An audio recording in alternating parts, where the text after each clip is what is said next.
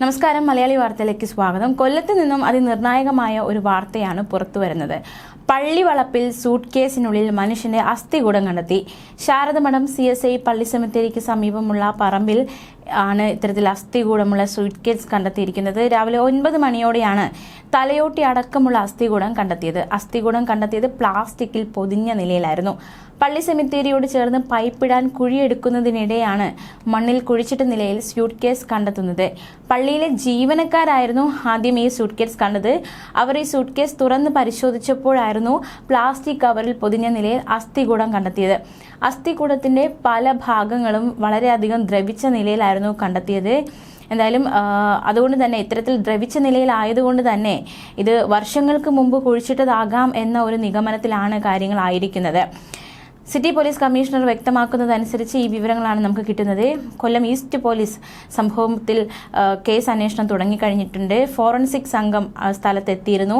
പ്രദേശത്ത് വർഷങ്ങൾക്ക് മുമ്പ് കാണാതായ ആളുകളെ ചുറ്റിപ്പറ്റി ഇപ്പോൾ അന്വേഷണം പുരോഗമിക്കുന്നുണ്ട്. അവരുടെ വിവരങ്ങളൊക്കെ പോലീസ് ശേഖരിക്കുന്നുണ്ട്. അവരിൽ ആരെങ്കിലും ആണോ എന്ന കാര്യമൊക്കെ ഉറപ്പിക്കേണ്ടതായിട്ടുണ്ട്.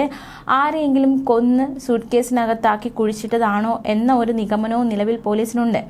അസ്ഥികൂടത്തിന്റെ കാലപ്പഴക്കം എത്രയാണ് എന്നത് പരിശോധിക്കും. അതിനുശേഷം മറ്റു നടപടികൾ സ്വീകരിക്കും. നഗരമധ്യത്തിലാണ് ശാരദമഠം CSI പള്ളിയും അസ്ഥികൂടം കണ്ടെത്തിയ സ്ഥലവും സ്ഥിതി ചെയ്യുന്നത്. അതിനാൽ തന്നെ തിരക്കുള്ള പ്രദേശം കൂടിയാണ് ഇത് എന്നത് ഏറ്റവും ശ്രദ്ധേയം. രാത്രിയും ഇവിടെ ആൾക്കാർ ഉണ്ടാകാറുണ്ട്. അതുകൊണ്ട് തന്നെ വർഷങ്ങൾക്ക് മുമ്പ് ഇത് കുഴിച്ചിട്ടതാകാം എന്ന ഒരു നിഗമനത്തിലാണ് പോലീസ്. ഫോറൻസിക് പരിശോധനയ്ക്ക് ശേഷം മാത്രമേ കൂടുതൽ വിവരങ്ങൾ ഇതുമായി ബന്ധപ്പെട്ട് മനസ്സിലാക്കാൻ സാധിക്കുകയുള്ളൂ. ഇന്ന് രാവിലെയോടെയാണ് പള്ളിയിലെ ജീവനക്കാർ കുടിവെള്ള പൈപ്പ് ലൈനിന്റെ തകരാർ പരിശോധിക്കുന്നതിനിടെ ആളൊഴിഞ്ഞ പറമ്പിൽ ഒഴിഞ്ഞ സ്യൂട്ട് കേസ് കണ്ടെത്തുന്നത്. പള്ളി ജീവനക്കാർ സ്യൂട്ട് കേസ് തുറന്നതോടെ അസ്ഥികൂടം ശ്രദ്ധയിൽപ്പെടുകയായിരുന്നു.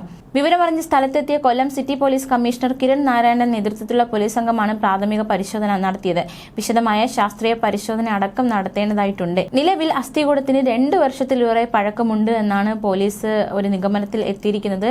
റോഡിൽ നിന്ന് സെമിത്തേരിയുടെ ഭാഗത്തേക്ക് അസ്ഥികൂടം വലിച്ചെറിഞ്ഞതാകാം എന്നാണ് സൂചന. മാത്രമല്ല, ഈ അസ്ഥികൂടത്തിനൊപ്പം വർക്കലയിലെ ഒരു തുണിക്കടയുടെ പേരുള്ള പ്ലാസ്റ്റിക് കവറും കത്രികയും കിട്ടിയിട്ടുണ്ട്.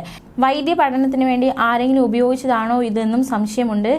ശാരദാമഠം റോഡിൽ നിന്ന് 4 ഏക്കർ വിസ്തൃതിയുള്ള പള്ളിപ്പറമ്പിലേക്ക് പുറത്തുനിന്ന് മാലിന്യം തള്ളുന്നത് പതിവാണ് എന്നാണ് ഇപ്പോൾ പരാതി ശക്തമാകുന്നത്. അതിനാൽ പള്ളിയിലുള്ളവർ ആരും ഈ സ്ഥലത്തേക്ക് വരാറില്ല, ആരും അങ്ങോട്ടേക്ക് ശ്രദ്ധിക്കാറില്ല. അത്തരത്തിലുള്ള സ്ഥലത്താണ് ഈ ഒരു കാഴ്ച കാണുവാൻ ഇടയായതെന്നതും ദുരൂഹത വർദ്ധിപ്പിക്കുകയാണ്.